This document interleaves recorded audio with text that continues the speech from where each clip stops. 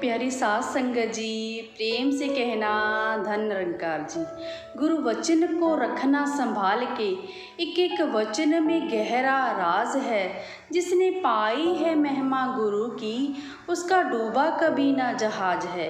प्यारी सास संगत जी, गुरु के वचन को संभालना ही हमारा परम कर्तव्य है।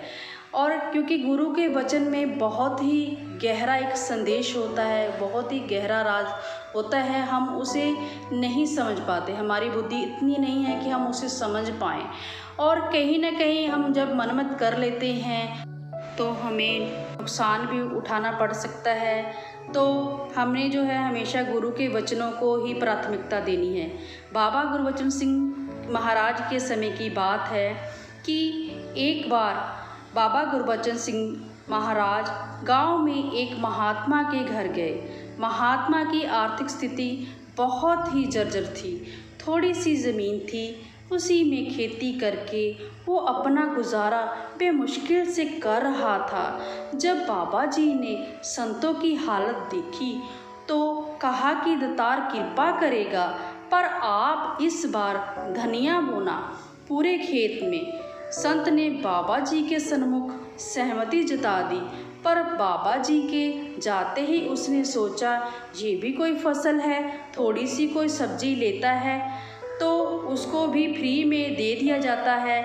और उसने गुरु के आदेश को ना मानकर सारे खेत में आलू बो दिए।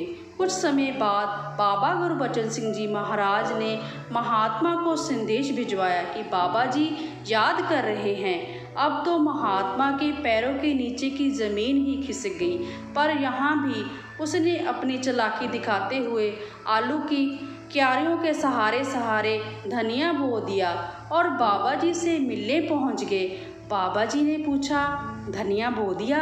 महात्मा ने हाँ जी में उत्तर दे दिया और गांव आ गए। कुछ समय बाद जब फसल तैयार हुई, आलू की कीमत बहुत ही कम निकली और जो धनिया महात्मा ने क्यारियों के सहारे बोआ था वो बहुत अधिक महंगा बिका।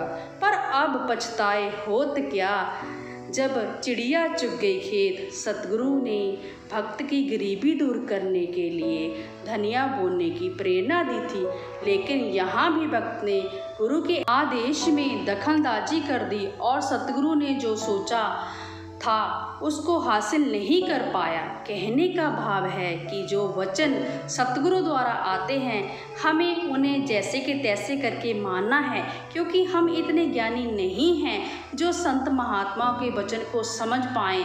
प्यारी साध संगत जी, उनके वचनों के पीछे जो हमारा भला होता है उसे समझ पाएँ। तो प्यारी साध संगत जी, कहने का भाव यही है कि गुरु वचन को हम जैसे के तैसे मानेंगे तो ही हमारे जीवन में आनंद प्राप्त होता रहेगा। तो प्यारी साध संगत जी, इन वचनों के साथ ही दासी आपसे इजाज़त चाहती है। प्यारी साध संगत जी, धन निरंकार जी।